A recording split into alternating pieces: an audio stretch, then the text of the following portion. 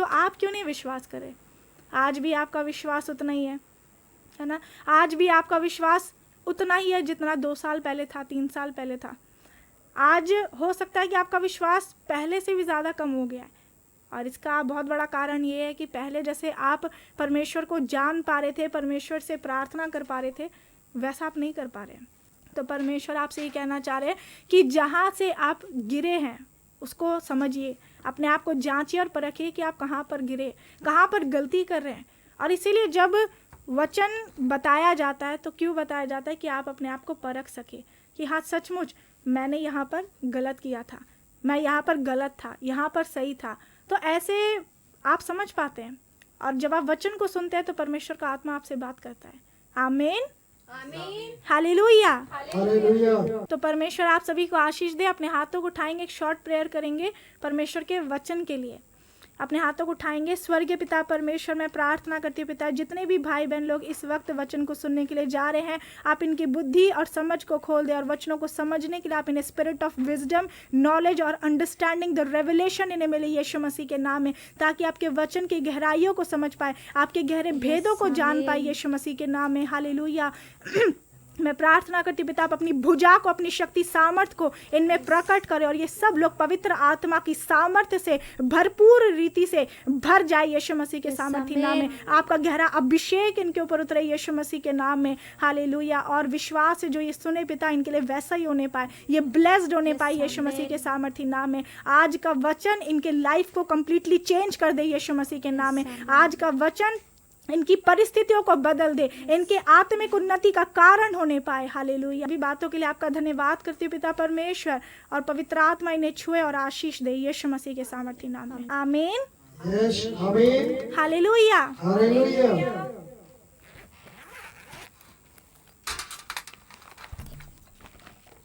तो सभी लोग बाइबल निकालेंगे।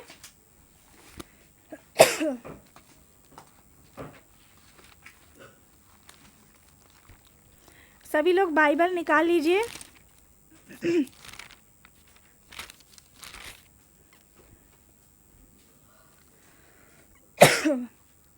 क्योंकि वचन से आप लोगों को आज बहुत कुछ सीखने को मिलेगा, तो इसीलिए वचन को हमें सीखना और जानना है, और विश्वास करना है कि आज का वचन मेरे लिए ही है। क्या विश्वास करते हैं? अगर हाँ तो अपने हाथों को उठाइए और बोलिए कि मैं विश्वास करता हूँ कि आज का वचन मेरे लिए है। मैं विश्वास करती हूँ कि आज का वचन मेरे लिए है। ठीक है। अगर आप सचमुच विश्वास कर रहे हैं तो जो जो बातें अभी आप सुनेंगे ये आपके लिए ही है। यही बातें परमेश्वर आपको कहना चाह रहे हैं। आमीन, यस, आमीन, हालेलुया। हालेलुया। तो आज का जो टॉपिक है, पहली बात आपको पता है कि ऊपर टॉपिक आपको दिख रहा है कि क्या आप टूट गए हैं? Are you broken? क्योंकि बहुत सारे लोग सचमुच टूट चुके हैं, है ना? आप भी हो सकता है कि उनमें से एक है, और ये वचन आपके लिए ही है। तो परमेश्वर आप ही से कहना चाह रहे हैं कि आप जो हो सकता है इस वक्त टूटा हुआ महसूस नहीं कर रहे हैं, पर कई परिस्थितियों के कारण आप ऐसा, कई बार आपके साथ ऐसा हो जाता है ना? कई बार ऐसा हो जाता है कि आपको लगता है कि अब कोई रास्ता नहीं बचा, सारे तरफ से सिचुएशन बदल नहीं रहे, ऐसा लग रहा है कि रास्ता बंद हो चुका है, कोई भविष्य दिखाई नहीं दे रहा है, कुछ समझ में नहीं आ रहा है कि क्या करे। तो क्या करना है वो आज परमेश्वर के वचन से आप जानेंगे, क्योंकि अगर आप टूट गए हैं तो परमेश्वर का वचन आपके लिए ही है। परमेश्वर टूटे वो को जोड़ देते हैं, परमेश्वर मूर्खों को बुद्धिमान बना देते हैं, अपने कामों के लिए खड़ा करते हैं, अपने कामों के लिए चुनते हैं। परमेश्वर गिरते वो को संभालते हैं, जो गिर गए उसे परमेश्वर खड़ा करते हैं, है ना? परमेश्वर उठाने वाले परमेश्वर है। आमीन, यस, आमीन। परमेश्वर बढ़ाने वाले परमेश्वर है। लेकिन आपका विश्वास होना चाहिए कि परमेश्वर है सचमुच, और वो कार्य करते हैं, वो जिंदा है, वो जिंदा परमेश्वर है। अगर कुछ प्रार्थनाओं का उत्तर नहीं आया, इसका मतलब ये नहीं कि परमेश्वर देख नहीं रहे हैं, ऐसा नहीं है। इसका मतलब ये है कि परमेश्वर देख रहे हैं, वो काम भी कर रहे हैं, पर वो ये चाह रहे हैं कि आप उन पर भरोसा रखें, ठीक है, और विश्वास करें। तो आपको करना क्या है वही आज मैं आपको बताऊंगी, 3 पॉइंट्स, और ये बहुत ही ज़्यादा इंपॉर्टेंट पॉइंट्स है, जिसे अगर आप जान लिए तो सचमुच आपको आगे बढ़ने से कोई नहीं रोक सकता। 4 लोग भी चारों तरफ से आपको पकड़ करके रखेंगे तो भी परमेश्वर आपके लिए रास्ता निकाल देंगे। शैतान कितना भी आपको डराएगा, आपके अंदर घबराहट डालेगा, आपके लाइफ में रुकावटें डालेगा, तो भी आप बढ़ते चले जाएंगे। रुकावटें आएंगी लेकिन भी आप बढ़ेंगे यीशु मसीह के नाम से। आमीन। यस आमीन। तो इसलिए आपको समझना है कि सब कुछ परमेश्वर के हाथों में है, और परमेश्वर जब बढ़ाना चाहे गिराना चाहे उनके हाथों में, किसको कब क्या करना है, किसको यहाँ पर बैठाना है, किसको यहाँ पर, वो परमेश्वर को पता है, क्योंकि वो सच्चे न्यायी है। और जब परमेश्वर न्याय करते हैं तो ऐसा न्याय होता है कि आप सोच भी नहीं सकते। आपको लगेगा इसके साथ ऐसा क्यों हो रहा है, परमेश्वर न्याय कर रहे हैं। अगर आज आपके साथ गलत हो रहा है, परमेश्वर न्याय करेंगे, वो समय आएगा, ठीक है, आपका टाइम आएगा, वो एक राइट टाइम होगा जब परमेश्वर आपको अपनी महिमा के लिए खड़ा करेंगे और इस्तेमाल करेंगे, और लोग ये देखते रह जाएंगे क्योंकि आप परमेश्वर की बड़ी सामर्थ को देखेंगे अपने जीवन में यीशु मसीह के नाम में। आमीन आमीन। Hallelujah hallelujah. तो इसलिए आपको समझना है कि परमेश्वर सब कुछ करने के लिए आपके लिए तैयार है, लेकिन आपको क्या करना है। आपको इस बुरे समय में आप सोच रहे कि मेरा पैसा फंस गया है, पैसे का प्रॉब्लम है, शरीर का प्रॉब्लम है, शरीर में ऐसा है वैसा है, या फिर घर में परेशानी है। कोई बात नहीं, ये परेशानियां तो हैं, लेकिन आप इन परेशानियों को इतना बड़ा समझ रहे हैं कि आप परमेश्वर को भूल जा रहे हैं कि जो परमेश्वर पूरी दुनिया को बनाए, जिस परमेश्वर ने पूरी दुनिया को बनाया, जिस परमेश्वर ने लाल समुद्र को 2 भाग कर दिया, मरे हुए को जिंदा किया, ये कोई साधारण बात है, ये साधारण बात नहीं है। जबकि वचन में लिखा है, यीशु मसीह ने कहा कि जैसे मैंने बड़े बड़े काम किए वैसे तुम भी करोगे, अपने चेलों को कहा, वरन इससे भी बड़े बड़े काम। तो जब बड़े काम होते हैं तो लोग विश्वास नहीं कर पाते कि कैसे हो रहा है, तो वो काम होंगे, वो चमत्कार होगा, वो सामर्थ के काम होंगे, किसके नाम से, यीशु मसीह के सामर्थी नाम से। आमीन। तो आपको विश्वास करना है कि परमेश्वर आपके लिए काम करेंगे, सब कुछ करेंगे, लेकिन एक टाइम आएगा। पर आपको इस टाइम में करना क्या है, जब आप टूट जाते हैं, जब आपका बुरा समय चल रहा होता है, तो आपको क्या करना होता है वो आपको पता होना चाहिए। आमीन। यस आमीन। हालेलुया। हालेलुया। तो वचन निकालेंगे, नीति वचन 24 अध्याय उसका 10 आयत। इंग्लिश ट्रांसलेशन है Proverbs chapter 24 verse 10। Proverbs chapter 24 verse 10, नीति वचन 24 अध्याय उसका 10 आयत। इसका मतलब क्या है, वचन में लिखा हुआ है, इसी वचन से ही 3 पॉइंट निकलेगा और वो मैं आपको बताऊंगी, ठीक है। तो वचन में लिखा है कि यदि तू विपत्ति के समय साहस छोड़ दे। जब आप प्रॉब्लम में साहस छोड़ देते हैं, और साहस छोड़ते कब है, हिम्मत। साहस का मतलब क्या, हिम्मत। हिम्मत कब छोड़ते हैं, बुरे समय में ही तो छोड़ते हैं। अच्छा समय में तो बहुत हिम्मत रहता है, बहुत विश्वास रहता है कि हाँ मुझे गाड़ी का भी आशीष मिल गया, घर का भी मिल गया, बच्चे का भी मिल गया, मेरा शादी जॉब सब कुछ हो गया है, तो विश्वास तो बढ़ेगा ही। लेकिन विश्वास कब कमज़ोर हो जाता है, विश्वास की घटी कब होती है, जब प्रॉब्लम्स होती हैं, तब विश्वास करना मुश्किल हो जाता है ना, भरोसा रखना मुश्किल हो जाता है, हिम्मत रखना मुश्किल हो जाता है। लेकिन वचन में क्या लिखा है कि यदि तू विपत्ति के समय साहस छोड़ दे। तो अगर आप प्रॉब्लम्स में साहस छोड़ देते हैं आपको लगता है कि नहीं अब नहीं हो सकता मुझसे, अब तो बहुत कर्जा हो गया, अब मैं झेल नहीं पाऊंगा, अब मैं आत्महत्या कर लूंगा, अब तो इतना बीमारी हो गया, अब मैं इसको सह नहीं सकता, इस दर्द को नहीं सह सकता, अब मैं उससे बदला लूंगा, मैं इधर जाऊंगा, मैं ये वो करूंगा। इसीलिए आपके पास शक्ति नहीं है। ये साबित कर देता है कि आपके पास शक्ति नहीं है, क्योंकि जो इंसान विपत्ति के समय में साहस छोड़ देता है, हिम्मत हार जाता है, तो वचन में साफ लिखा है कि तो तेरी शक्ति बहुत कम है, आपके पास तो शक्ति है ही नहीं। थोड़ा सा बीमारी क्या आ गया, लोग तो इतनी बड़ी बड़ी महामारी को भी झेल लेते हैं, बड़े बड़े अकाल होते हैं उसको भी सरवाइव कर लेते हैं, आप एक दर्द को झेल नहीं पा रहे। एक थोड़ा सा सताव हो जाता है, थोड़ा सा विरोध हो जाता है, थोड़ा सा लोग नेगेटिव बोल देते हैं, उसको आप सह नहीं पाते, मन करता है कि गुस्सा कर दूं, मन करता है कि जो मन में आ रहा है वो बोल दूं, इतना सा बात आप सह नहीं पा रहे हैं। और आप सोच रहे हैं कि आपके पास बहुत पैसा है, बहुत शक्ति है, बहुत बड़ा घर है, वो कुछ नहीं है। ये घर आपकी ज़िंदगी को नहीं बचा सकता है। ये घर जब प्रॉब्लम्स में होंगे तो ये घर आपका नहीं बचाएगा, आपके घर वाले परिवार वाले नहीं बचाएंगे, ठीक है। आपको समझना है कि प्रॉब्लम्स में कौन बचाएगा आपको, कैसे आप साहस रख सकते हैं मुसीबत के समय में भी, आप हिम्मत कैसे रख सकते हैं। हिम्मत रखना ऐसे समय में बहुत मुश्किल होता है, क्योंकि कोई आपको सपोर्ट करने वाला जब नहीं होता है, कोई आपको सिखाने वाला नहीं होता, बढ़ाने वाला नहीं होता है, गड्ढे से बाहर निकालने वाला नहीं होता है, तो आपको लगता है कि अब मुझे कौन बताएगा, कौन सिखाएगा, कौन चलाएगा, कोई मेरे साथ नहीं है कोई मेरे साथ नहीं है। कई बार आपको लगता है कि अगर आपके हस्बैंड इस दुनिया में नहीं है तो आप बोलते हैं कि मैं तो विधवा हूँ, मेरा सहारा कौन बनेगा। आपको कई बार लगता है कि मेरे बच्चे नहीं हैं, है ना, मेरे माँ बाप नहीं है, कोई मेरी बात को समझता नहीं है, सुनता नहीं है। हो सकता है कि आप अपना जो स्टेट है, कंट्री है, उसको छोड़ करके किसी और जगह पर आप रह रहे होंगे, बाहर रह रहे होंगे, और वहाँ पर आपका कोई मदद नहीं कर रहा। आप कोशिश कर रहे हैं पर मदद कहीं से नहीं मिल रही है। सब जगह से आप हार चुके हैं, सब जगह से आप थक चुके हैं। लेकिन मैं आपको बता दूं कि आपको हिम्मत नहीं हारना है। पर ये सिर्फ मैं बोल ही नहीं रही हूँ, ये करना है। और आप कैसे हिम्मत रख सकते हैं, कैसे आप साहस रख सकते हैं, वो आज मैं आपको 3 पॉइंट से बताऊंगी। क्योंकि अगर आपने हिम्मत रखा, इसका मतलब आपके पास शक्ति है। पर वो शक्ति किसकी ओर से होगी? यहोवा की शक्ति, अपनी शक्ति नहीं। इंसान जब तक अपना ताकत लगाता है ना, जब तक आप अपना बुद्धि चलाएंगे, अपने पैसे से सोचेंगे इलाज करवा लूँगा, ऑपरेशन करवा लूँगा, ठीक हो जाएगा, जो होगा देखा जाएगा, मेरे पास तो बैंक बैलेंस है। और बैंक बैलेंस बहुत है तो लोग परमेश्वर के पास क्यों आएंगे ना, वो तो डॉक्टर के पास जाएंगे, क्योंकि उनके पास उतना पैसा है, उनके पास इतनी कैपेबिलिटी है कि वो इलाज करा सकते हैं।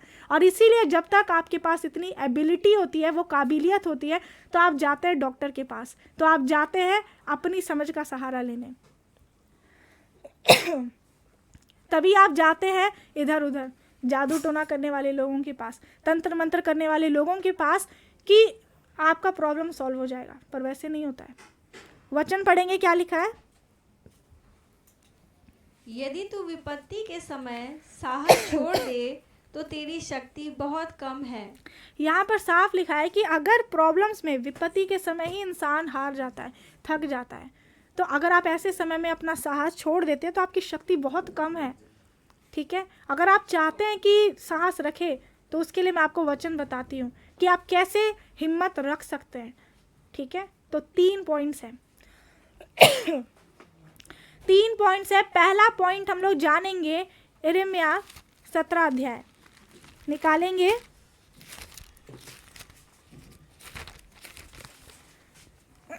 यिर्मयाह 17 का 7 और 8।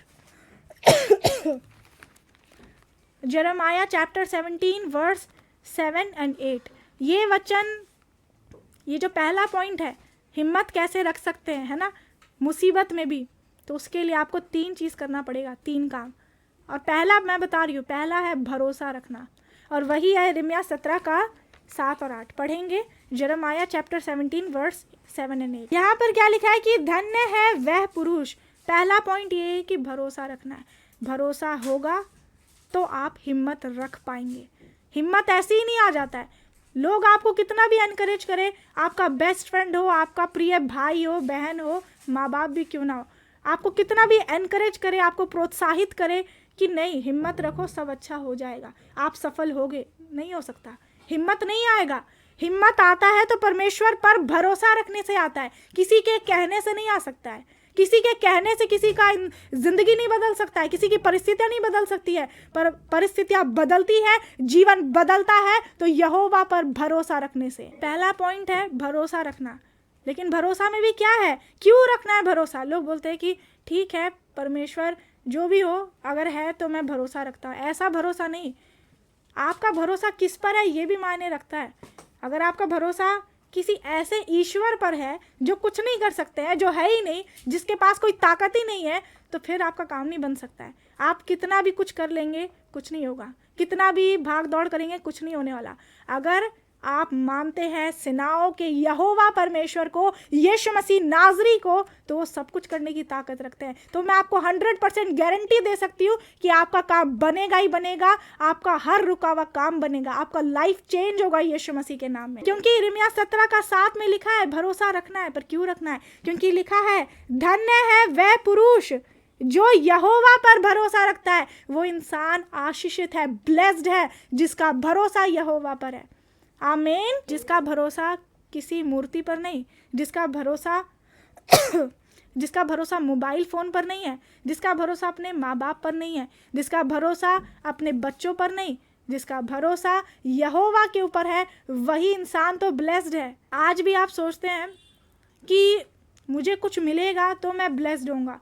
जैसे कि लोग बोलते भी हैं कि मुझे ये ब्लेसिंग मिला, आज मैं ब्लेस्ड हूँ क्योंकि मुझे ये घर मिला है, ये नौकरी मिला है, ये गाड़ी मिला है, मेरे पास ये सब कुछ है इसलिए मैं ब्लेस्ड हूँ। नहीं, आप ब्लेस्ड हैं, आप आशीषित हैं, पर इसलिए नहीं कि वो चीज़ें आपके पास है, वो तो है ही, पर इसलिए क्योंकि आपका भरोसा सर्वशक्तिमान परमेश्वर यहोवा पर है। तो इसीलिए लिखा हुआ है कि क्या ही धन्य है वह पुरुष जो यहोवा पर भरोसा रखता है। आपको लोग बोल सकते हैं कि ये तो मूर्ख है, ये तो बेवकूफ़ है, ये तो मूर्ख है, इसको क्या पता कि कोई ईश्वर है ही नहीं, है ना। जो नास्तिक लोग होते हैं वो बोल सकते हैं आपको। और जो लोग सोचेंगे, आपके कई बार दोस्त भी आपको बोल सकते हैं कोई ईश्वर है ही नहीं, कितना प्रार्थना कर रहे हो फिर भी तो कुछ लाइफ तो चेंज हो ही नहीं रहा है, सिचुएशंस तो वैसी की वैसी है, आज भी आप वैसे की वैसी है जैसे 2 साल पहले थे, 5 साल पहले थे। जब विश्वास में नहीं आए थे तो भी तो यही काम को कर रहे थे, लोग आपको बोल सकते हैं।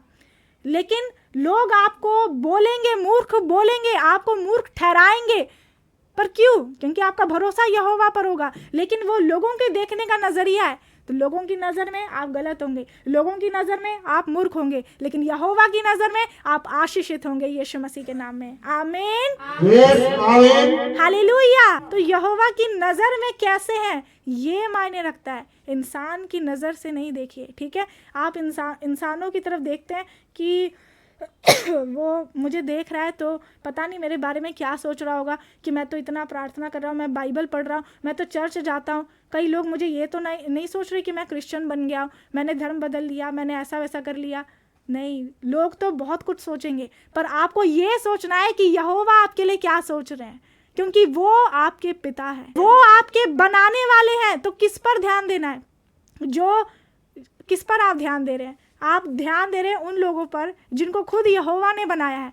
तो किसकी तरफ आपको ध्यान देना है? जिसको परमेश्वर ने बनाया है ना। आपका ध्यान परमेश्वर पर होना चाहिए, आपके बनाने वाले पर, उनके क्रिएशन पर नहीं होना चाहिए, ठीक है। ये सारे इंसान, धन दौलत, पहाड़ पेड़, नदी, समुद्र, ये सब कुछ अच्छा है, पर ये परमेश्वर का क्रिएशन है, उनका बनाया हुआ है, ठीक है। लेकिन आपको लोग क्या करते हैं कि जब कुछ नहीं मिलता, कुछ काम नहीं बनता, तो बस वही है कि पेड़ को देख लिया, पेड़ के सामने ही झुकना शुरू कर देते हैं। कोई पत्थर मिल गया, पत्थर के सामने झुकना शुरू कर देते हैं। कोई इंसान मिल गया जो आपको लग रहा है उसके पास तो कोई अद्भुत शक्ति है, उसके सामने झुकना शुरू कर देते। नहीं, अगर झुकना ही है तो आप अपने बनाने वाले के सामने झुकिए, जिन्होंने सिर्फ आपको ही नहीं, पूरे मानव जाति को, पूरे दुनिया को, पूरे ब्रह्मांड की रचना की है। सेनाओं के यहोवा, उनके सामने झुकिए, क्योंकि हर देवी देवता भी, हर एक दुष्ट कार्य, हर एक शैतानी ताकतें भी, चाहे वो आपके नज़र में कितना भी बड़ा लग रहा हो, वो सब कुछ भी यहोवा के सामने घुटने टेकते हैं यीशु मसीह के नाम से। खुद देख लीजिए कि आप किसके सामने झुक रहे हैं, आपका भरोसा किस पर है, क्योंकि जिसके सामने आप झुकते हैं आपका भरोसा उस पर होता है, ठीक है। आज आप इस वचन से अपने आप को जांचिए, अपने आप को परखिए कि मैं किसके सामने झुक रहा हूँ, मेरा भरोसा किस पर है। क्योंकि अगर आपका भरोसा किसी इंसान पर है तो वचन में लिखा हुआ है कि श्रापित है वह पुरुष जो मनुष्य पर भरोसा रखता है, उसमें उद्धार करने की ताकत नहीं है।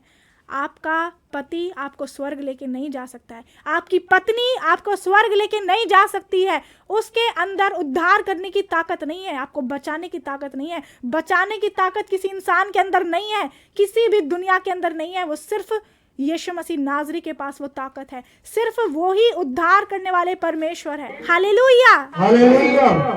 तो इसलिए वचन में लिखा है कि धन्य है वह पुरुष जो यहोवा पर भरोसा रखता है, जिसने परमेश्वर को, ये पहला पॉइंट ही आपको समझा रही हूँ, भरोसा रखना। क्योंकि जब आप ये 3 पॉइंट्स को ध्यान में रखेंगे तभी आपका साहस बढ़ेगा और आप विपत्ति में आप हारेंगे नहीं, आप जीतेंगे। आमीन, यस आमीन। तो इसलिए लिखा है कि जिसने परमेश्वर को अपना आधार माना हो, तो वो इंसान ब्लेस्ड है जिसने परमेश्वर पर भरोसा रखा है और जिसने परमेश्वर को ही अपना आधार माना है। आधार का मतलब क्या है? आधार का मतलब है अपना सोर्स। जैसे कि आपके घर में कहीं से पैसा आ रहा है, वो आपका सोर्स ऑफ इनकम हो गया। तो वैसे ही आपकी जो ब्लेसिंग्स आ रही है, जो आपके लाइफ में जो आप फलवंत हो रहे हैं, फ्रूटफुल हो रहे हैं, तो उसका आधार कौन है? आपका जो लाइफ चेंज हो रहा है, आपके जो सिचुएशंस बदल रहे हैं, आपका कैरेक्टर चेंज हो रहा है, तो ये कैसे हो रहा है? उसका आधार कौन है? अगर उसका आधार सेनाओं के यहोवा है तो आप ब्लेस्ड है, आप आशीषित है। क्योंकि वचन में लिखा है कि जिसने परमेश्वर को अपना आधार माना। आज लोग किसी ना किसी को अपना आधार मान के चलते हैं कि वो है तो मेरा घर है, वो है तो मेरे पास पैसा है, ये मोबाइल फ़ोन है तो मेरी ज़िंदगी है, इसके बिना तो कुछ है ही नहीं, है ना। और कुछ लोग अपने पति पत्नी से भी इतना ज़्यादा प्रेम कर लेते हैं कि वो है तो मैं हूँ, पर ऐसा नहीं होना चाहिए। आपका विश्वास ये होना चाहिए मुसीबत के समय में, विपत्ति के समय में, कि यहोवा है तो मैं हूँ। अब से ये कहना बंद कर दीजिए कि पैसा है तो मैं हूँ, तभी मैं ठीक हूँ। पैसा नहीं भी रहेगा, खाने के लिए नहीं भी रहेगा, परिवार नहीं भी रहेंगे, तो भी अगर यहोवा आपके साथ है इस मुसीबत में भी, तो आपके पास सब कुछ है। ये एग्जाम्पल दिया हुआ है कि आपको लग रहा है कि ठीक है मेरा भरोसा तो यहोवा पर है, लेकिन इससे क्या फ़ायदा मिलेगा? भरोसा तो रख लिया पर काम कैसे होगा, है ना? आपका लाइफ चेंज कैसे होगा? भरोसा है, लोग बोलते हैं कि मेरा बहुत भरोसा है परमेश्वर पर कैसे पता चलेगा? उसके फायदे क्या होंगे? तो वचन में क्या लिखा है? लिखा है कि वो इंसान, किसकी बात की गई है यहाँ पर? उस इंसान के जिसका भरोसा परमेश्वर पर है। तो अगर आपका भरोसा परमेश्वर पर है तो ये वचन आप सुन लीजिए। इसमें लिखा है कि वह उस वृक्ष के समान होगा। आप एक पेड़ की तरह, अगर आप बोलिए, अपने हाथों को उठाइए, मेरा भरोसा यहोवा पर है। क्योंकि अगर आपका भरोसा यहोवा पर है तो आप उस पेड़ की तरह है। वचन में लिखा है कि आप उस वृक्ष की तरह है जो कि क्या लिखा है? वृक्ष के समान होगा जो नदी के किनारे लगाओ। और आपको पता है कि अगर एक पेड़ नदी के पास है तो उसका जो जड़ है बिल्कुल नदी से जुड़ा हुआ है ना। आगे क्या लिखा है कि उसकी जड़ जल के पास फैली हुई है। तो अगर धूप भी आएगा, तेज गर्मी भी होगी, तो भी वो पेड़ फलवंत होगा, वो पेड़ मुरझाएगा नहीं, उसके पत्ते मुरझाएंगे नहीं। वचन में क्या लिखा है? जब धूप होगी तब उसको ना लगेगी, उसके पत्ते हरे रहेंगे, पीले नहीं हो जाएंगे, मुरझा नहीं जाएंगे, झड़ नहीं जाएंगे, उसके पत्ते हरे भरे रहेंगे। आमीन। आगे लिखा है कि और सूखे वर्ष में भी उनके विषय में कुछ चिंता नहीं होगी, क्योंकि वह तब भी फलता रहेगा। इसका मतलब क्या है? इसका मतलब ये है कि अगर एक पेड़ नदी के पास है, ठीक है, आप समझिए एक पेड़ है, वो नदी के पास है, और नदी कितना बड़ा होता है, वहाँ पर हमेशा पानी बहते रहता है, कम नहीं होता है, ठीक है। ये परमेश्वर की रचना है। अब अगर उस पेड़ का जो पेड़ है वो नदी के पास है, उसका जड़ पानी की तरफ फैला हुआ है, तो वो जड़ को पानी मिल रहा है, ठीक है, क्योंकि वो किसके पास है? वो नदी के पास है। आमीन, आमीन। वो नदी के पास है, उसकी जड़ें, और इसीलिए जड़ से जो पानी मिलना चाहिए उसके जड़ को, पेड़ के जड़ को पानी मिल रहा है। वैसे अगर आपके जीवन का आधार यहोवा परमेश्वर है, आपके साथ वो अगर है, तो आपको पैसा भी मिलेगा, आपको घर भी मिलेगा, आपके बच्चे भी होंगे, आपका सब कुछ पूरा होगा, चाहे वो सीजन हो ना हो। आप फलवंत होंगे यीशु मसीह के नाम में। क्यों फलवंत होंगे? क्योंकि वचन में लिखा हुआ है कि उस पेड़ का जो जड़ है वो नदी के पास फैला हुआ है, और नदी में पानी हमेशा बह रहा है। तो एक पेड़ को खड़ा रहने के लिए, बढ़ने के लिए, उगने के लिए, फलवंत होने के लिए पानी की ज़रूरत है। वैसे एक इंसान को बढ़ने के लिए किसकी ज़रूरत है? यहोवा की ज़रूरत है, किसी इंसान की नहीं। एक इंसान को आगे अपने जीवन में कुछ करना चाहते हैं तो उसके लिए हर कुछ में यहोवा की ही ज़रूरत है, इंसान की नहीं। इंसान एक माध्यम बन सकता है, पर सब कुछ हमारा आधार कौन है? परमेश्वर। सूखे वर्ष में भी उनके विषय में कुछ चिंता नहीं होगी। आप चिंता कर रहे हैं, पर क्यों कर रहे हैं चिंता? इसलिए कि नहीं, आपका जो बीमारी है वो तो कैंसर हो गया है, वो तो टीबी का बीमारी हो गया, ये तो शुगर हो गया है, ये तो जिंदगी भर दवाई चलेगा। कुछ नहीं चलने वाला है, क्योंकि जो आपके साथ है वो सबसे बड़े और सबसे महान सर्वशक्तिमान परमेश्वर सेनाओं के यहोवा है। आमीन, यस आमीन। ये बार बार मैं आपको इसलिए बोल रही हूँ क्योंकि वो सचमुच आपके साथ है, क्योंकि उन्होंने वादा किया है कि संकट में मैं तेरे संग रहूंगा। तो मुसीबत में जब वो आपके साथ है तो विश्वास करिए कि वो है, वो आपको देख रहे हैं, आपकी प्रार्थना को सुन रहे हैं। आमीन। इसीलिए लिखा है कि उनके विषय में, सूखे वर्ष में भी उनके विषय में कुछ चिंता ना होगी। आप चिंता करते हैं, है ना। ये पहला पॉइंट ही मैं आपको बता रही हूँ भरोसा रखने के लिए, क्योंकि आप भरोसा इसलिए नहीं रख पाते क्योंकि आपके अंदर चिंता होता है, मेरा बच्चा कैसे ठीक होगा, मेरा बच्चा पढ़ाई कैसे करेगा, उसका तो बुद्धि नहीं लगता है, उसका ध्यान नहीं लगता है, मेरा जो भाई है बहन है वो नशा करता है, वो कैसे सही रास्ते में आएगा। आप उसकी चिंता छोड़ दीजिए, चिंता करना ही है तो उस व्यक्ति के लिए प्रार्थना करिए। और अगर आपको घर की ज़रूरत है, नौकरी की ज़रूरत है, या फिर किसी भी चीज़ की ज़रूरत है, चंगाई की ज़रूरत है, तो चिंता ना करें, क्योंकि वचन में क्या लिखा हुआ है, वचन में लिखा है कि सूखे वर्ष में भी उनके विषय में कुछ चिंता ना होगी। आमीन। वो पेड़ जो नदी के पास है, वो इंसान जिसके साथ यहोवा है, जिसके साथ यहोवा परमेश्वर खड़े हैं, उस व्यक्ति को किस चीज़ की ज़रूरत है, उस व्यक्ति को किस चीज़ की चिंता है। आपको चिंता बिल्कुल भी नहीं करना है। क्यों? चाहे आपका समय कितना भी सूखा लग रहा हो, कि आप जहाँ थे वहीं पर है, ना आगे बढ़ रहे हैं ना पीछे जा रहे हैं, बस बीच में अटक गए हैं। अगर ऐसा लग रहा है, आपको लग रहा है कि कोई आपका कुछ भी नहीं कर रहा है, तो आप चिंता नहीं करिए, चिंता बिल्कुल भी नहीं करना है, क्योंकि आप वो पेड़ है जो नदी के पास लगा हुआ है, जिसमें ना कभी कोई कमी हो सकती है, ना उसके पत्ते कभी मुरझा सकते हैं। वो फलवंत होता रहेगा यीशु मसीह के सामर्थी नाम में। और वो भी तब फलवंत नहीं होगा जैसे कि कुछ लोग सोच रहे हैं कुछ लोग सोच रहे हैं कि हाँ बारिश तो होगा तो पेड़ तो फलवंत होगा ही, नदी का पानी तो बहता रहेगा, है ना, तो फलवंत तो होगा ही। अच्छे समय में सब लोग आपके साथ रहेंगे, लेकिन बुरे समय में सब छोड़ देंगे, क्योंकि सबको पता है कि बुरे समय में ये तो कुछ नहीं कर सकता, इसके पास खुद पैसा नहीं है, ये हमारी क्या मदद करेगा, इसके पास खुद कोई एबिलिटी है ही नहीं, काबिलियत है ही नहीं, ये मेरी क्या मदद करेगा। लोग ऐसा समझने लग जाते हैं, लोग आपको हीन भावना से देखने लग जाते हैं, लेकिन परमेश्वर ऐसे नहीं देखते हैं। परमेश्वर का देखना मनुष्य के जैसा नहीं है, क्योंकि परमेश्वर आपको उस वक्त देख रहे होते हैं कि आप कर सकते हैं उस काम को, क्योंकि वो आपके साथ होते हैं, वो आपको भरोसा दिलाते हैं, वो आपको हिम्मत देते हैं मुसीबत में। आमीन। इसीलिए लिखा है कि सूखे वर्ष में ऐसा सीजन नहीं होगा, ठीक है, ऐसा लग नहीं रहा होगा आपको कि आपका कुछ हो सकता है, आप आगे बढ़ सकते हैं, आप कुछ कर सकते हैं, नहीं लग रहा होगा।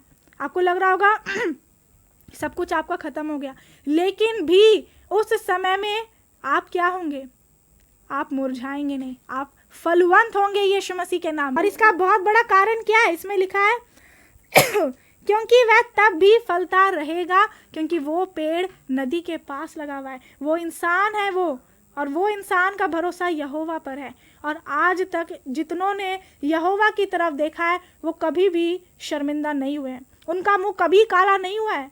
ऐसा कोई इंसान नहीं होगा जो बोले मैंने प्रार्थना किया पर मिला नहीं, ऐसा हो नहीं सकता है, क्योंकि वो सब कुछ करने की ताकत रखते हैं। परमेश्वर आपको तब नहीं बढ़ाते हैं जब पॉसिबिलिटी है, जब संभवता है कि हाँ संभावना है कि आप कुछ कर सकते हैं, आपका इसमें लग जाएगा नौकरी, आप पढ़ाई में सफल हो जाएंगे क्योंकि आप इंटेलिजेंट है। परमेश्वर तब काम नहीं करते, परमेश्वर तब काम करते हैं जब आपको लगता है कि अब तो नहीं हो सकता, तब परमेश्वर काम करते हैं सूखे वर्ष में, ताकि आप फलवंत हो सके। तो इसीलिए आपको समझना है कि परमेश्वर नहीं चाहते कि आप चिंता करें, और चिंता बिल्कुल भी नहीं करना है, क्योंकि चिंता करके आप कुछ नहीं कर सकते, पर परमेश्वर पर भरोसा रखकर आप सब कुछ कर सकते हैं। आमीन।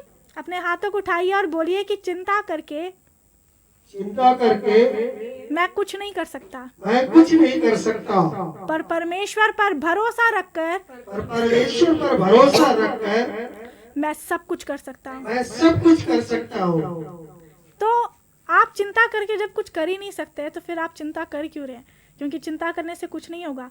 आज के बाद से जो ये पहला पॉइंट है भरोसा रखना, वो भरोसा रखना शुरू करिए। सिर्फ इसलिए नहीं कि मैं बोल रही हूँ, सिर्फ इसलिए नहीं कि किसी ने कह दिया, पर इसलिए क्योंकि यहोवा जिंदा है और वो सचमुच काम करते हैं।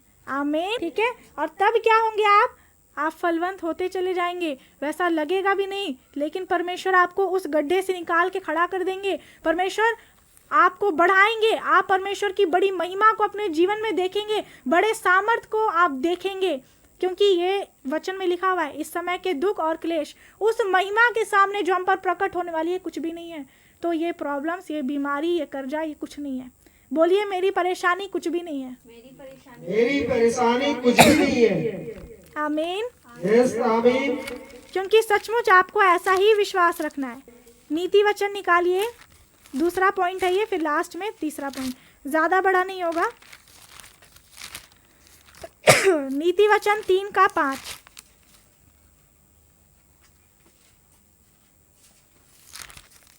नीति वचन 3:5 ये दूसरा पॉइंट है। और ये दूसरा पॉइंट, पहला आपको क्या करना है, मैंने आपको बताया वचन में लिखा हुआ है कि विपत्ति के समय में अगर कोई साहस छोड़ देता है तो उसके पास शक्ति बहुत कम है। लेकिन साहस कैसे रख सकते हैं? पहला भरोसा रखकर परमेश्वर पर, और दूसरा सहारा।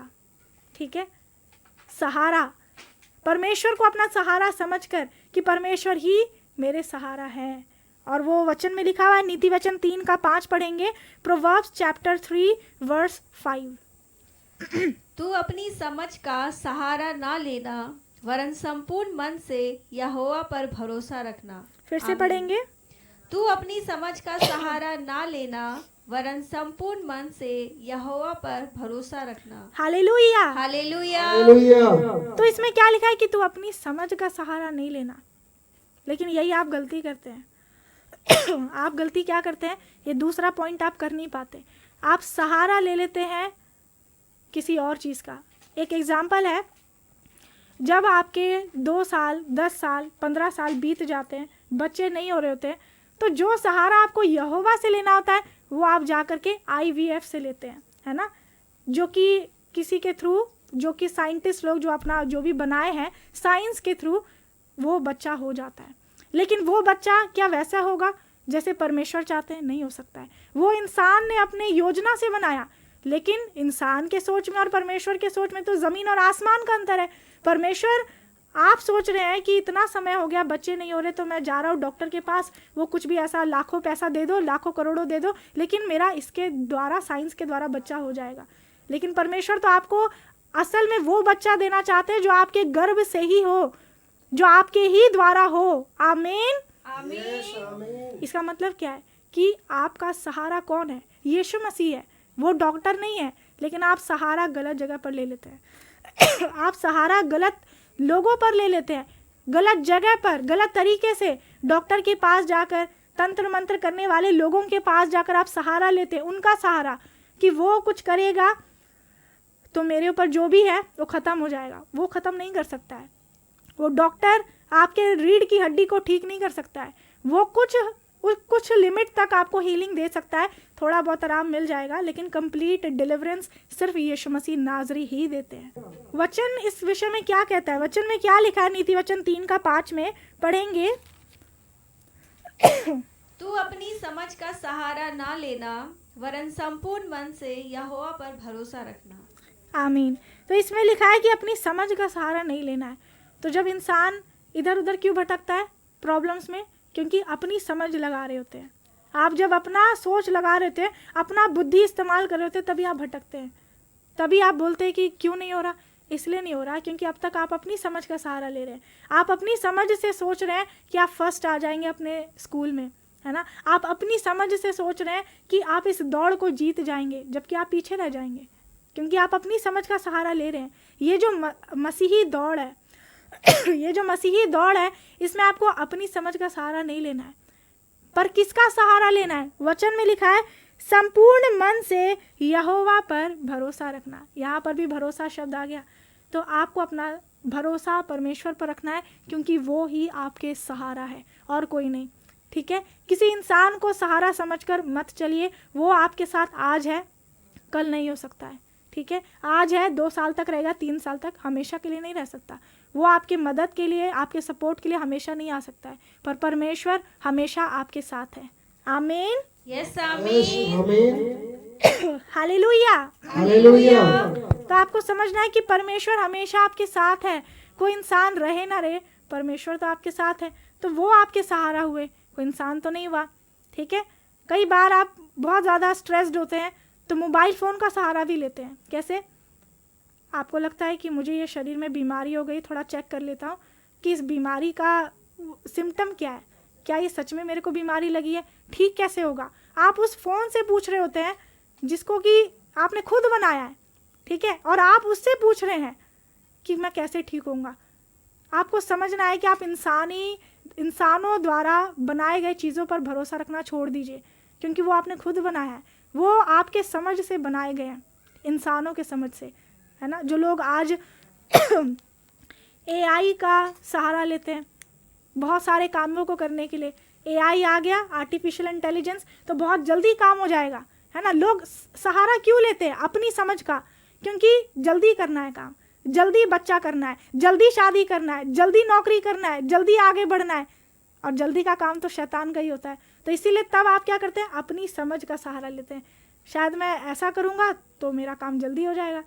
जबकि परमेश्वर कह रहे हैं कि आप 2 महीना रुक जाइए, 2 साल रुक जाइए, ये वेट आपका बेकार में नहीं जाएगा, बड़ी ब्लेसिंग आपको मिलेगी, और ये वेट व्यर्थ में नहीं जाएगा आपका। आमीन। यस आमीन।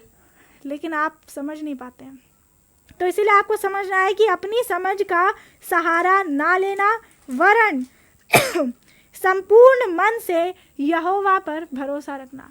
बोलिए कि मेरा सहारा यीशु मसीह है। मेरा सहारा यीशु मसीह है। अब तीसरा पॉइंट पढ़ेंगे जिससे कि आप हिम्मत रख सकते हैं मुसीबत में भी।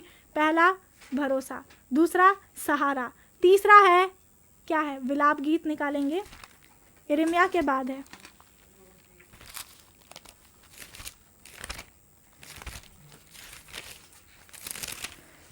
यिर्मयाह के बाद है, यहेजकेल से पहले है, ठीक है। विलाप गीत, विलाप गीत में पढ़ेंगे 3 अध्याय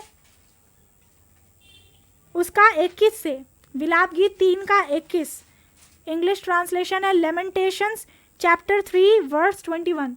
लेमेंटेशंस चैप्टर 3 वर्स 21, विलाप गीत 3 का 21। ये किसके ऊपर है? तीसरा पॉइंट क्या है? पहला भरोसा, फिर दूसरा क्या था? सहारा, और तीसरा है जो ये लास्ट है, उम्मीद। उम्मीद जिसको आप आशा भी बोल सकते हैं। तो पढ़ेंगे वचन। परंतु मैं यह स्मरण करता हूँ, इसीलिए मुझे आशा है। आमीन। यहाँ 26 तक पढ़ेंगे। परंतु मैं यह स्मरण करता हूँ, इसीलिए मुझे आशा है, हम मिट नहीं गए। यह यहोवा की महाकरुणा का फल है, क्योंकि उसकी दया अमर है। प्रति भोर वह नई होती रहती है, तेरी सच्चाई महान है। मेरे मन ने कहा, यहोवा मेरा भाग है, इस कारण मैं उसमें आशा रखूंगा। जो यहोवा की बाट जोहते और उसके पास जाते हैं, उनके लिए यहोवा भला है। यहोवा से उद्धार पाने की आशा रखकर चुपचाप रहना भला है। आमीन। आमीन, हालेलुया। हालेलुया। ये आखिरी वचन है, और इसमें क्या लिखा हुआ है? तीसरा पॉइंट कि आपको उम्मीद रखना है, लेकिन उम्मीद किसी इंसान से नहीं, है ना। उम्मीद का मतलब है आशा, होप। तो ये जो आपका होप होना चाहिए वो सिर्फ परमेश्वर पर होना चाहिए। पर क्यों? लोग बोलते हैं कि ठीक है उम्मीद रखूंगा, लेकिन क्यों और कैसे रखूं? मैं उम्मीद रख नहीं पा रहा। तो यहाँ पर क्या लिखा है? 21 से 3 का 21 पढ़ेंगे, विलाप गीत 3 का 21। परंतु मैं यह स्मरण करता हूँ, इसीलिए मुझे आशा है। यहाँ पर लिखा है कि परंतु मैं यह स्मरण करता हूँ, इसीलिए मुझे आशा है। क्यों आशा है ना? क्यों उम्मीद रखना है? तो आगे पढ़ेंगे 22 में। हम मिट नहीं गए, या यहोवा की महाकरुणा का फल है, क्योंकि उसकी दया अमर है। आमीन। इसमें लिखा है कि हम मिट नहीं गए, यह यहोवा की महाकरुणा का फल है। आमीन। यस आमीन। आमीन। उम्मीद, ध्यान से सुनिएगा। उम्मीद इसलिए रखना है क्योंकि आज तक आप जिंदा है। हो सकता तो परमेश्वर आपको एक ही सेकंड में मार सकते थे। आपने भी कितनी गलतियां की होंगी, बहुत बार आपने परमेश्वर को दुख दिया होगा, पवित्र आत्मा को शोकित किया होगा। उसके बावजूद आज आप जिंदा है, वचन सुन रहे हैं, हर वो काम को कर पा रहे हैं जो हो सकता है कि कई लोग नहीं कर पा रहे हैं। हर वो चीज़ आपके पास है जो हो सकता है कि और लोगों के पास नहीं है। तो ये क्या है? वचन में लिखा है कि हम मिट नहीं गए, ये यहोवा की महाकरुणा का फल है। करुणा नहीं, महाकरुणा, क्योंकि उनकी जो दया है वो अमर है। ऐसा नहीं है कि परमेश्वर कल दया किए थे तो आज नहीं करेंगे, आपने गलती कर दिया इसलिए नहीं, वो हर दिन दया करते हैं। तो पहला यही है कि भरोसा, और दूसरा सहारा और तीसरा उम्मीद। तो उम्मीद इसलिए रखना है क्योंकि आज भी आप जिंदा है, तो उम्मीद रखिए कि परमेश्वर ने ज़रूर कुछ मकसद के लिए आपको जिंदा रखा है, उनकी महिमा के लिए। आमीन। यस यस आमीन। आमीन। अगला पढ़ेंगे लाइन। प्रति भोर वह नई होती रहती है, तेरी सच्चाई महान है। हालेलुया। हालेलुया। हालेलुया। इसमें लिखा है कि प्रति भोर वह नई होती रहती है, तेरी सच्चाई महान है। परमेश्वर की दया हर दिन नहीं होती है। आपने हो सकता है कि रात भर में आपके साथ बहुत कुछ हुआ, लेकिन आप नया दिन देख पाए, तो जब आप उठते हैं तो आपको लगता है कि आज भी वही चीज़ें याद आ रही होती है। नहीं, हर दिन परमेश्वर की जो दया होती है, करुणा होती है, वो हर दिन नई होते जाती है, न्यू नई होती जाती है। आपको लगता है कि कल वैसा था, आज भी वैसे ही होगा। नहीं, आज कुछ नया होगा। आज अगर बुरा हो रहा है तो कल कुछ और ज़्यादा अच्छा होगा। आज अच्छा हुआ है तो इससे भी ज़्यादा और अच्छा होगा। आमीन। यस आमीन। तो इसीलिए लिखा है कि प्रति भोर वह नई होती रहती है। भोर को नहीं, प्रति भोर, इसका मतलब हर सुबह, हर भोर को। आमीन। यस यस आमीन। आमीन। लिखा है कि तेरी सच्चाई महान है। फिर उसके बाद वचन में लिखा है कि मेरे मन ने कहा, अब यहाँ पर इंपॉर्टेंट लाइन है ये, मेरे मन ने कहा यहोवा मेरा भाग है, इस कारण मैं उस पर आशा रखूंगा। आमीन। यस आमीन। हालेलुया। हालेलुया। आप परमेश्वर पर क्यों आशा रखेंगे? इसमें लिखा है ना कि मेरे मन ने कहा यहोवा मेरा भाग है, क्योंकि यहोवा आपके भाग है, वो आपके पोर्शन है। इसका मतलब क्या है? यहोवा आपके भाग है, इसका मतलब क्या है? एक एग्जाम्पल बताती हूँ एक एग्जाम्पल बताती हूँ। एक घर है, ठीक है, वो अच्छा खासा बड़ा सा बिल्डिंग है, और वो किसी कारण से आग लग जाता है उसमें, बिल्डिंग में। ध्यान से सुनिएगा तो आपको समझ में आ जाएगा।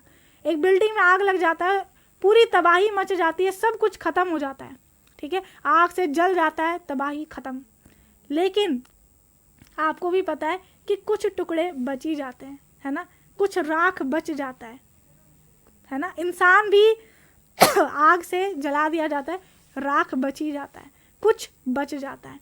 तो आज जो आपको लग रहा है कि मेरा तो सब कुछ खत्म हो गया, नहीं, वो जो आपको लग रहा है कि कुछ है ही नहीं मेरे पास, वही है, और यहोवा ही वो भाग है, वो पोर्शन है जो आपके साथ है। वो खत्म नहीं हुए हैं, वो हमेशा से है, क्योंकि वो आदि से अनंत काल तक है। वही अल्फा और ओमेगा है, वही आदि और अंत है। आमीन। यस आमीन। आमीन। हालेलुया। हालेलुया। जब यहोवा ही सब कुछ है तो आप कैसे बोल देते मेरा सब कुछ खत्म हो गया? आप ऐसा बोल रहे हैं, इसका मतलब परमेश्वर खत्म हो गए। परमेश्वर कभी खत्म नहीं हो सकते, वो हमेशा से है। अगर उन्होंने वादा किया है कि मैं जगत के अंत तक सदा तुम्हारे संग हूं, तो सदा है, हमेशा है। आमीन। यस आमीन। आपको समझ में आया कि कुछ भी खत्म हो जाता है, लेकिन भी कुछ जो टुकड़ा बच जाता है, और उसमें भी लोगों को लगता है इसका तो सब कुछ खत्म हो गया। तो वैसे ही आपका सब कुछ जल गया, शैतान ने आपका सब बर्बाद कर दिया, लेकिन भी शैतान को ये नहीं पता कि आपके साथ सेनाओं के यहोवा खड़े हैं, और वही आपके भाग है, वो आपके पोर्शन है। आमीन। यस आमीन। हालेलुया। हालेलुया। आपसे कोई भी बोले, कुछ भी बोले, कितना भी नेगेटिव आपको सुनाए, मत बोलिए कि मेरा सब कुछ खत्म हो गया। ये बोलिए कि मेरे पास कुछ नहीं होते हुए भी सब कुछ है, मेरे पास सब कुछ है, क्योंकि यहोवा मेरे भाग है। अपने हाथों को उठाइए, बोलिए कि यहोवा मेरा भाग है। यहोवा मेरा भाग है। हालेलुया। हालेलुया। इसीलिए लिखा है कि मेरे मन ने कहा यहोवा मेरा भाग है, इस कारण मैं उसमें आशा रखूंगा। क्या लिखा है इसमें? इसी वजह से तो हमें उनमें आशा रखना है, क्योंकि यहोवा ही हमारे भाग है, यहोवा ही हमारे परमेश्वर है, यहोवा ही हमारे सब कुछ है। आमीन। यस आमीन। इसीलिए आशा रखना है। अब कोई पूछे कि क्यों आशा रखते हो इतना, क्यों इतना भरोसा करते हो? क्योंकि वही तो सब कुछ है, ठीक है। आप बोलिए कि परमेश्वर ही सब कुछ है। परमेश्वर ही सब कुछ है। हालेलुया। हालेलुया। उसके बाद लिखा है कि जो यहोवा की बाट जोहते और उसके पास जाते हैं, उनके लिए यहोवा भला है। और बाट कौन जोहता है? बाट जोहने का मतलब है इंतजार करना। वेट कौन करता है? वेट वही करता है जिसको उम्मीद होता है ना। अगर आपने किसी चीज़ के लिए एग्जाम्पल देती हो, आपने एग्ज़ाम दिया, आप रिजल्ट का वेट करते हैं, क्योंकि आपको पता है कि रिजल्ट आने वाला है। आप वेट कर रहे हैं क्योंकि आपको पता है कि वो आएगा ही, कैसा होगा नहीं पता, लेकिन आप वेट कर रहे हैं। वैसा वेट परमेश्वर के लिए करके देखिए। आपने एग्जाम दे दिया, परीक्षा चल रही है, ठीक है, परीक्षा खत्म, ठीक है, कुछ भी नहीं हुआ, कोई बात नहीं, रिजल्ट आएगा और वो कैसा होगा, वो बेस्ट ही होगा, क्योंकि ये परमेश्वर कोई इंसान नहीं है कि आपको धोखा दे दे, आपको छोड़ के भाग जाए, आपको फेल कर दे, क्योंकि वो कभी आपको फेल नहीं कर सकते हैं। वो बढ़ाने वाले परमेश्वर है, वो बचाने वाले परमेश्वर है, वो नया जीवन देने वाले परमेश्वर है, तो वो कभी भी फेल नहीं होने दे सकते आपको। आप कभी सोचिएगा नहीं कि मैं ऐसा हो जाऊंगा, मैं गिर गया तो क्या होगा, वो मर गया तो क्या होगा, नहीं हो सकता है। अगर कोई इंसान भी मर जाए, उसको भी जिंदा करने की ताकत रखते हैं यीशु मसीह। कोई परिस्थिति भी अगर मरी हुई सी लग रही है उसको भी सही करने की ताकत रखते हैं यीशु मसीह। तो फिर आप क्यों डर रहे हैं, क्यों चिंता कर रहे हैं? चिंता नहीं करिए, परमेश्वर पर भरोसा रखे, उम्मीद रखे, सहारा ले, क्योंकि परमेश्वर ही सब कुछ है। बस लास्ट लाइन भी यही लिखा है कि यहोवा से उद्धार पाने की आशा रखकर चुपचाप रहना भला है। तो चुपचाप रहिए, भरोसा रखिए। प्रॉब्लम जब होता है तो क्या रहना है, चुपचाप, नेगेटिव नहीं बोलना है, ठीक है। शरीर में आपको कुछ भी मुंह से गलत नहीं निकालना है, ना गलत सोचना है, ना चिंता करना है ना इधर उधर भटकना है, कुछ नहीं करना है, चुपचाप रहना है, परमेश्वर पर भरोसा रखना है। और भरोसा रखना और वेट करने में, उम्मीद रखने में, इसका मतलब क्या है? इसका मतलब यही है कि आपको प्रार्थना करते रहना है, क्योंकि जब आप प्रार्थना करते हैं, जब आप वचन को सुनते हैं, ये आपके भरोसे को दिखा रहा है कि आपका भरोसा यहोवा पर है। आमीन, यस, आमीन, हालेलुया। हालेलुया। लास्ट लाइन एक बार फिर से पढ़ेंगे, क्या लिखा है? यहोवा से उद्धार पाने की आशा रखकर चुपचाप रहना भला है। आमीन, हालेलुया। हालेलुया। इसीलिए अगर अपना उम्मीद रखना है, भरोसा रखना है और सहारा लेना ही है, तो परमेश्वर का लीजिए। वो आपको छोड़ नहीं देंगे बीच रास्ते में, वो हमेशा आपके साथ होंगे, वो हमेशा आपको खुशी, शांति, आशीष, आपकी हर एक ज़रूरत को पूरा करेंगे, क्योंकि वो ही सब कुछ है। आमीन। यस, आमीन। तो इसीलिए जो वचन मैंने आपको स्टार्टिंग में बताया था, नीति वचन 24:10 में, उसमें क्या लिखा था कि अगर विपत्ति के समय यदि तू साहस छोड़ दे तो तेरी शक्ति बहुत कम है। इसलिए साहस नहीं छोड़ना है, ठीक है। ऐसा ना हो कि अगला इंसान आपको देखकर बोले तो कि इसने तो इतना विश्वास किया फिर भी ये हार गया, ये तो अब पहले से वैसे ही हो गया। नहीं, हमें किसी के ठोकर का कारण नहीं, आशीष का कारण बनना है, कि कोई ये ना कहने पाए कि ये तो बेकार है ना, मतलब कि ये तो इसका कुछ नहीं हो रहा, ऐसा कोई कह ना पाए, क्योंकि वो आपके जीवन में देखेंगे, वो समय आएगा कि जब वो खुद बोलेंगे कि एक समय था, ये तो ऐसा था, आज ये कहाँ से कहाँ चला गया। वो खुद बोलेंगे। आज जो लोग आपको नेगेटिव बोल रहे हैं, वो खुद आपके प्रति तारीफ करेंगे, लोग सोचेंगे, वो अचंभा करेंगे कि कैसे हो गया ये, क्योंकि ये सब कुछ सेनाओं के यहोवा करेंगे। तो आज के वचन के लिए इतना ही है। इसीलिए किसी भी बात की कुछ चिंता मत करिए, चिंता करके कुछ नहीं हो सकता है, पर परमेश्वर पर भरोसा रखकर सब कुछ हो सकता है।